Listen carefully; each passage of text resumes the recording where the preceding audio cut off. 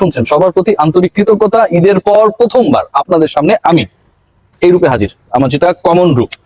এবং আজকে যে আলোচনাটা আমি করব, যে ডিসকাশনটা আপনাদের সাথে করছি, সেটা একদমই ভ্যালিড ডিসকাশন, সেটা টু দ্য পয়েন্টে আমি আলোচনা করতে চাই। এবং আমার কাছে মনে হয় বাংলাদেশের ক্রিকেট ফ্যান্স যারা আমাদের দেশে বসবাস করেন, যারা বাইরে বসবাস করেন, যারা বাংলাদেশে খেলা ফলো করেন, সবার জন্য it's going to be a very very good news. নিউজটা কি? এই মুহূর্তে বাংলাদেশের ক্রিকেটের সবচেয়ে সংকটের জায়গা, টেনশনের জায়গা, ভাবনার জায়গা, অস্বস্তির জায়গা কোনটা? Shakib Al Hasan and Mashrafe Bin Mortaza, they are out of cricket, they are out of national team. Mashrafe Bin Mortaza অনেক আগে থেকেই, Shakib Al Hasan not a retired cricketer formally till now, but Shakib Al হাসানও এখন পর্যন্ত বাংলাদেশ জাতীয় ক্রিকেট দলের সেটআপের বাইরে। Mashrafe Bin Mortaza still living in this country. Shakib Al Hasan বাংলাদেশে আসতে পারছে না বা সেই কনফিডেন্স পাচ্ছেন না। তাদের ক্রিকেট, তাদের পলিটিক্স, সবকিছু যে ব্লেন্ডিংটা হয়ে নাসাকার একটা সিচুয়েশন তৈরি হয়েছে, সেটা আসলে কোথায় গিয়ে শেষ হচ্ছে সেই আলোচনা। সাকিব আল হাসান এবং মাশরাফি বিন মুর্তজা, তাদেরকে যেভাবে ট্রিট করা হচ্ছিল commonly for their role in politics, for being the MP of the previous government, এই দুই ক্রিকেটারের ব্যাপারে একটা স্পেসিফিক অবজারভেশন আমরা পেয়েছি বাংলাদেশের এই মুহূর্তে সর্ববৃহৎ রাজনৈতিক দল বাংলাদেশ ন্যাশনালিস্ট পার্টি বিএনপি থেকে। আমি কোনো আমার কথা বলছি না, আমি উদ্ধৃত করে বলছি ইশরাক হোসেন। আপনারা সবাই জানেন ইশরাক হোসেন হচ্ছে প্রয়াত মেয়র এবং স্পোর্টস মিনিস্টার, বিএনপি সময় তিনি ছিলেন। সাদেক হোসেন খোকা, বাংলাদেশের স্পোর্টসে যার একটা বড় অবদান, সেই সাদেক হোসেন খোকার সন্তান, সুযোগ্য সন্তান। এবং ঢাকা দক্ষিণ সিটি কর্পোরেশনের মেয়রের দায়িত্ব নেবার জন্য তিনি যে মামলা করেছেন সেখানটা তিনি জিতেছেন, অফিসিয়ালি সেই দায়িত্ব তিনি পালন করবেন। বিএনপির রাজনীতিতে এই মুহূর্তে যে কজন ইয়াং অ্যান্ড ইমার্জিং লিডারশিপ রয়েছে, তাদের একজন ইশরাক হোসেন মাত্র কদিন আগে স্পেসিফিক ভাবে বলেছে সাকিব আল হাসান আর মাশরাফি বিন মুর্তজার যে বাংলাদেশের ক্রিকেট হিস্ট্রিতে ইনভলভমেন্ট, কন্ট্রিবিউশন, সেই ইনভলভমেন্ট এবং কন্ট্রিবিউশন বিবেচনায় রেখে তাদেরকে ভিক্টিমাইজ করা কোনোভাবে উচিত হবে না। I am repeating, Shakib Al Hasan এবং মাশরাফি বিন মুর্তজাকে কোনোভাবেই তাদের অবদান বিবেচনায় ক্রিকেটে ভিক্টিমাইজ করা উচিত হবে না, এবং সেটা তিনি চান না। এখন এই কথা তো আমিও বলতে পারি, আপনারাও বলতে পারেন যে আপনি বা আমি চাই না, কিন্তু ইশরাক হোসেন যখন বলবে সেই কথাটা বা সেই চাওয়া না চাওয়াটা অনেক বড়, সেই চাওয়া না চাওয়াটা অনেক ইনফ্লুয়েন্স ক্যারি করে। সেই চাওয়া না চাওয়াটা অবশ্যই ফর্মাল এমন একটা স্টেটমেন্ট যেখানটায় সাকিব আল হাসান এবং মাশরাফি বিন মুর্তজার ক্রিকেট ক্যারিয়ার নিয়ে যে অস্বস্তি ছিল না, পলিটিক্যাল ক্যারিয়ার নিয়ে যে অস্বস্তি তৈরি হয়েছে, সেই অস্বস্তি অনেকটা দূর করে। ইশরাক হোসেন এরপরে খুব ভ্যালিড ব্যাখ্যা দিয়েছেন। তিনি বলেছেন তাদের পপুলারিটিকে কাজে লাগিয়ে, পার্টিকুলারলি দি দ্যান কর্পোরেট, তারা হচ্ছে এই দুজনের ব্র্যান্ডকে ইউজ করার চেষ্টা করেছে, তো স্পেসিফিক ভাবে বলেছে। এবং এই যে দুজন ক্রিকেটার সাকিব আল হাসান এবং মাশরাফি বিন মুর্তজা, মাশরাফি বিন মুর্তজা এখন বাংলাদেশের থেকেও অনেকটা হচ্ছে শীতনিদ্রায় রয়েছেন। সাকিব আল হাসান দেশে আসতে পারছেন না। সাকিব আল হাসান তার বন্ধু তামিম ইকবালের জন্য ফেসবুকে শুভেচ্ছা জানিয়েছেন যেন দ্রুত সুস্থ হয়ে ওঠেন। লাস্ট ম্যাচটা তিনি খেলতে পারবেন কি পারবেন না সেটা নিয়ে অনিশ্চয়তা। বাংলাদেশ ক্রিকেট বোর্ড এখানটায় কোনো রোল নিতে পারে নাই, স্পেসিফিক কোনো স্টেটমেন্ট আমরা পাই নাই। সিলেকশন প্যানেল থেকে বলা হয়েছে পারফরমেন্সের কারণে সাকিবকে রাখা যাবে না, এর থেকে বাজে যুক্তি আর হইতে পারে না।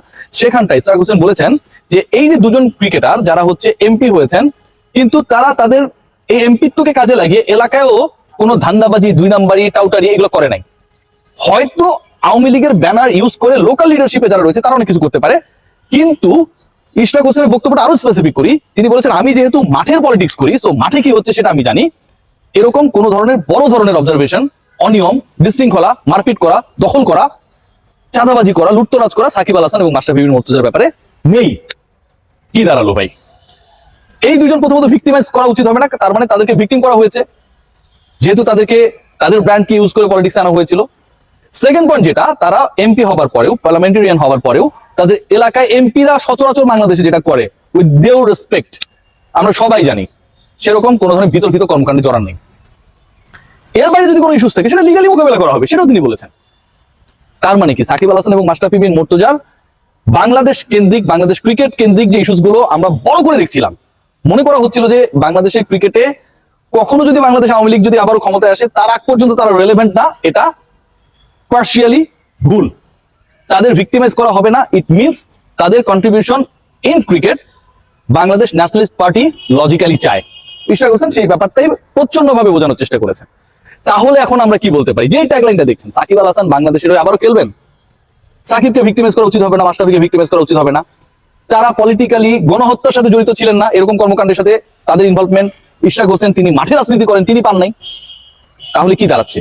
তাহলে তো ভাই তাদের ব্যাপারটা কনসিডারেশনে আসছে। তাহলে তো সাকিব আল হাসান বাংলাদেশের হয়ে, if is okay to play, if is fit to play, if is a good performer to play, contribute to his country, তাহলে সাকিব আল হাসানকে মাশরাফির ক্যারিয়ার নিয়ে তো আসলে আলোচনা করার সুযোগ নেই। না খেলানোর বা একটা গ্র্যান্ড রিসেপশন দেওয়ার ক্ষেত্রে কোনো বাধা থাকছে না। This is the reality, this is the truth. So আমার কাছে যেটা মনে হয় যে যেই সিচুয়েশনটা অগাস্টের 5-এর পরে ক্রিয়েট হয়েছিল, এবং সাকিব মাশরাফি তো ব্লেন্ডারও করেছেন যথেষ্ট, ওই সময়টা যেভাবে মানুষ মরছিল, ভাই ভুলে যান কে কোন দলের, কে কোন আদর্শের, আমি কোন রাজনীতি করি, রাজনৈতিক চেতনা বিলং করি, সেটা মুখ্য না।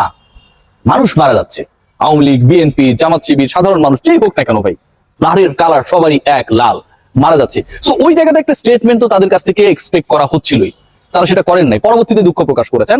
এবং আমার কাছে মনে হয় খুবই দায়িত্বশীল একটা জায়গা থেকে ইশরাক হোসেন তার যে বক্তব্যটা দিয়েছেন, এটাতে সাকিব আল হাসান এবং মাশরাফি বিন মুর্তজার যে বাংলাদেশের ক্রিকেটের রেলেভেন্স নিয়ে প্রশ্ন উঠছিল, সাকিব আল হাসানের আবারও কখনো লাল সবুজের জার্সি গায়ে আমার সোনার বাংলা গেয়ে মাঠে নামার সম্ভাবনা নিয়ে যে প্রশ্ন তৈরি হচ্ছিল, সেই প্রশ্নটা অনেকটা নিভে যায়। Now this is the responsibility of Bangladesh cricket board, যে সাকিব আল হাসানের ব্যাপারে তারা একটা positive, gutsy, dominating, logical decision নেবে কি নেবে না for his grand farewell. Shakib Al Hasan নিশ্চয়ই বছরের পর বছর খেলবেন না। সাকিব আল হাসান খেলার জন্য যে এভেলেবেল সেটাও তিনি প্রমাণ করেছেন ওই বোলিং অ্যাকশন পরীক্ষায় বা মেকানিক্যাল টেস্টে তিনি যখন অবতীর্ণ হয়েছেন। হোয়াট ডাজ ইট মিন যে তিনি এখনো খেলতে চান, 38 বছর বয়সেও খেলতে চান, এবং তিনি সব পাস করেছেন। সো বাংলাদেশ ক্রিকেট বোর্ডের রোলটা এখন জানার, দেখার, বোঝার। ডেফিনেটলি সিলেকশন প্যানেল কিংবা ফারুক আহমেদ তারা কোনো একটা সময় মিডিয়ার সামনে আসবে, আমার সাথে যদি টাইমিংটা বনে আমি এই কোয়েশ্চেনটাই করবো যে সাকিব আল হাসান যাই হোক না কেন, পলিটিক্যালি যদি সাকিব আল হাসান খারাপ হয়, বাংলাদেশের সর্ববৃহৎ রাজনৈতিক দলের একজন লিডার, শীর্ষ লিডারদের একজন, তিনি যখন বলছেন যে এটাতে তাদের ভিক্টিমাইজ করা উচিত হবে না, তখন বাংলাদেশ ক্রিকেট বোর্ড যেটা নিজেই কোনো পলিটিক্যাল অর্গানাইজেশন না, তারা কি সাকিব আল হাসানকে বাংলাদেশের হয়ে খেলা বা বাংলাদেশ থেকে একটা গ্র্যান্ড রিসেপশন দেওয়ার ক্ষেত্রে বাধা হতে পারে? নিশ্চয়ই না। সো আর বলার কিছু নেই, আলোচনা দীর্ঘায়িত করতে চাই না। Good luck for all the players যারা আসলে বাংলাদেশকে বিভিন্ন সময় রিপ্রেজেন্ট করেছেন, এবং একই সাথে আমার কাছে মনে হয় it could be awareness for all যে দিন শেষে আপনারা ভাই আমাদের icon for your play, for your playing career, for your games, for your performance.